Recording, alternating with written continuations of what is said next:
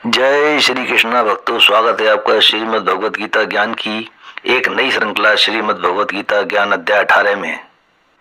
अर्जुन ने कहा, हे महाभाव, हे अंतर्यामी, अब मेरी इच्छा संन्यास और त्याग के तत्व को अलग अलग जानने की है।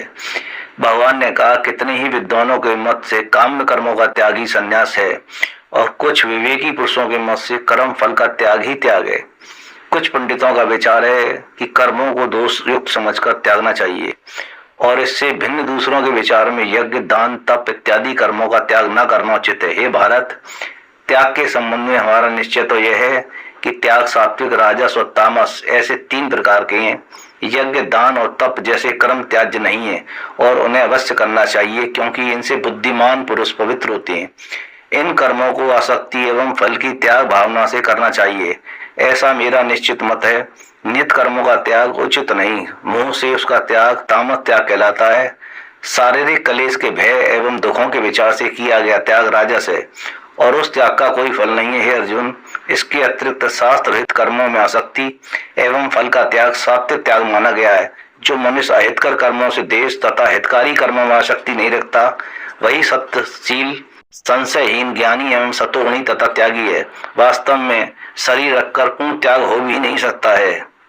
अतएव कर्म फल का त्यागी ही सच्चा त्यागी है। सकामी पुरुषों को मरने के बाद भी अच्छा बुरा तथा मिश्र 3 प्रकार का आधार, कर्ता, करण, चेष्टाएं और देव, ये 5 हेतु हैं। आधार करने वाले का शरीर, कर्ता यानी हमारा मन, करण जिन जिन इंद्रियों के साधन द्वारा कर्म किए जाते हैं उसे करण कहते हैं, चेष्टाएं सांस लेना, 5वां देव पूर्वकृत शुभाशुभ कर्मों के संस्कारों का नाम देव है। मन, वाणी एवं शरीर से होने वाले प्रत्येक कर्म में यही 5 कारण होते हैं। ऐसा होते हुए भी जो केवल आत्मा को कर्ता मानते हैं, वे मूढ़ बुद्धि कुछ नहीं जानते। जिसको कर्तापन का अभिमान नहीं और जिसकी बुद्धि कर्मों में लिप्त नहीं, वह प्राणियों का वध करके भी ना मारने वाला है और ना पाप से बंधा है। ज्ञाता, ज्ञान तथा ज्ञेय, यह तीनों कर्म के प्रेरक हैं और कर्ता, करण और क्रिया, इन तीनों के संयोग से कर्म बनता है। सांख्य शास्त्र के अनुसार ज्ञान, कर्म तथा कर्ता के 3 प्रकार के भेद मुझसे सुनो। जो पृथक पृथक प्राणियों में एक अविनाशी विभाग रहित परमात्मा सत्ता को देखता है, वह सात्विक ज्ञान है। जिस ज्ञान के द्वारा प्राणियों में पृथक पृथक सत्ताएं दिखाई देती हैं, वह राजस ज्ञान है।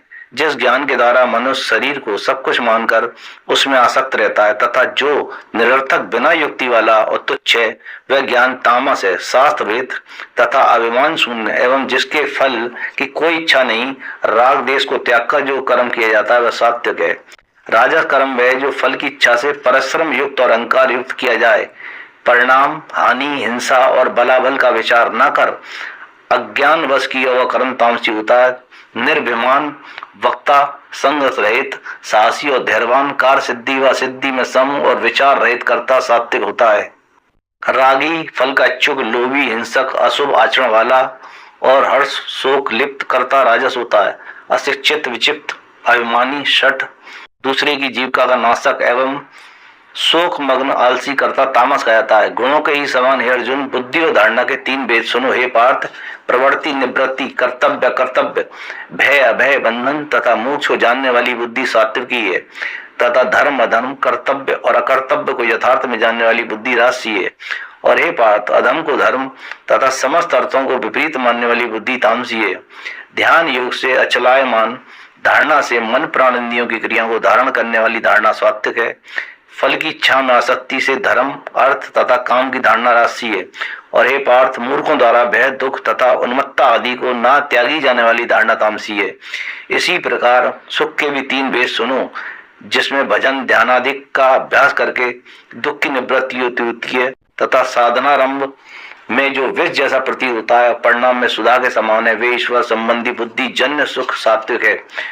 जो सुख आरंभ में अमृत के तुल्य, अंत में विष जैसा है, वह विषयों और इंद्रियों के संयोग से होने वाला सुख राशि है। जो आदि अंत दोनों में उत्पन्न करता है और नींद, आलस्य, प्रमाद का कारण है, वह सुख तामसी है। अतः पृथ्वी, आकाश, देवलोक और अन्यत्र की भी प्रकृति के 3 गुणों से कुछ भिन्न नहीं है। परंतु ब्राह्मण, क्षत्रिय, वैश्य और शूद्रों के कर्म स्वाभाविक गुणों में विभक्त हैं।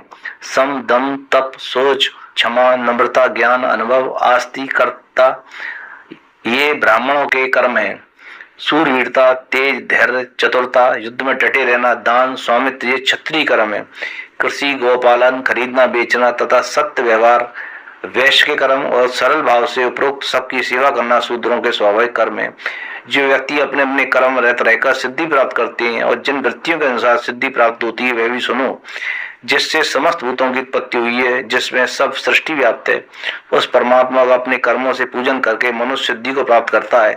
अतः दूसरे के श्रेष्ठ धर्म से अपना हीन धर्म भी सर्वोत्तम है, कारण कि अपने स्वाभाविक कर्म से पाप में नहीं लगता। हे कौन्तेय, स्वाभाविक कर्म यदि दोषयुक्त हो तो भी त्याज्य नहीं, कारण कि सभी कर्म धुएं से अग्नि की भांति दोष से ढके हैं। सर्वाशक्ति त्यागी आत्मजित इच्छा रहित पुरुष संन्यास द्वारा सर्व कर्म निवृत्ति सिद्धि को प्राप्त होता है। अब हे अर्जुन, शुद्धांत करण जिस प्रकार ब्रह्म को प्राप्त करता है, जो ज्ञान की निष्ठा उसे भी सुनो। शुद्ध बुद्धि संयुक्त धैर्य द्वारा मनोनिग्रही, शब्दादि विषय त्यागी, राग द्वेष रहित, एकांतवासी, स्वल्पाहारी, ध्यान परायण, वैरागी, अहंकार, बल, अभिमान, काम, क्रोध तथा संग्रह का त्यागी, ममता रहित, शांत स्वभाव वाला पुरुष ब्रह्म के एक ही भाव योग होता है। ब्रह्म में एक ही भाव वाला पुरुष प्रसन्नचित्त रहता तथा शोक एवं इच्छा रहित तो सब भूतों में समभाव रहकर पराभक्ति प्राप्त करता है।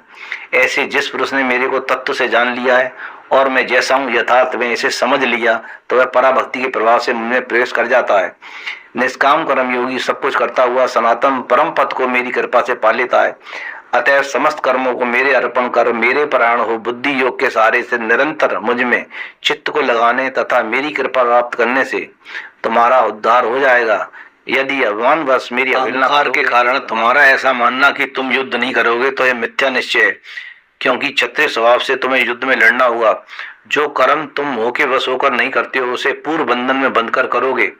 प्राणियों को उनके हृदय में रहने वाला ईश्वर यंत्रारूढ़ की भांति अर्जुन माया से भ्रमा रहा है। अतएव हे भारत, सब प्रकार उसी परमात्मा की शरण लो जिसकी दया से परम शांति और अविनाशी परम धाम को प्राप्त हो गए। यह गुप्त रहस्यमय ज्ञान मैंने पूर्ण रूप से समझा दिया। अब जैसी तुम्हारी इच्छा हो वैसा ही करो। इसके अतिरिक्त और भी गुण ज्ञान कहूंगा, उसे भी सुनो।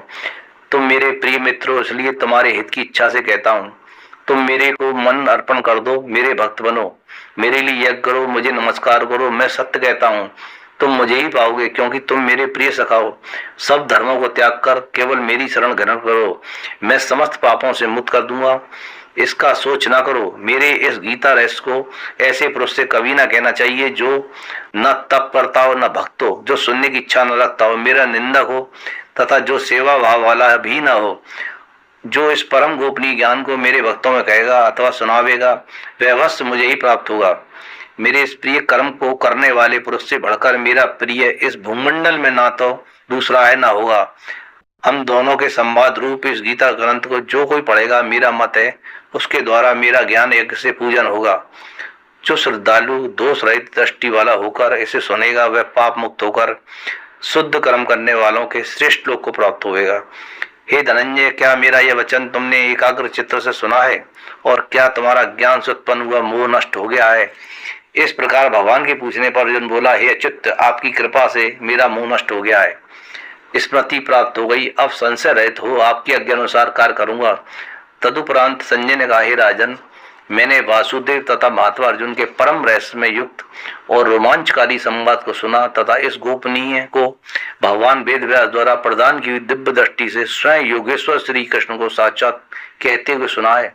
अतएव श्री केशव अर्जुन के इस रहस्य में अद्भुत संवाद को बारंबार स्मरण कर मैं हर्षित होता हूँ तथा हे राजन, हरि के उस विचित्र स्वरूप को स्मरण कर मुझे बड़ा विस्मय और प्रसन्नता होती है। विशेष क्या कहूँ, मेरा तो ऐसा मत है, जहाँ योगेश्वर भगवान श्री कृष्ण है, जहाँ गांडीधारी अर्जुन है, वहाँ ही जय, लक्ष्मी, वैभव तथा अचल नीति वर्तमान है।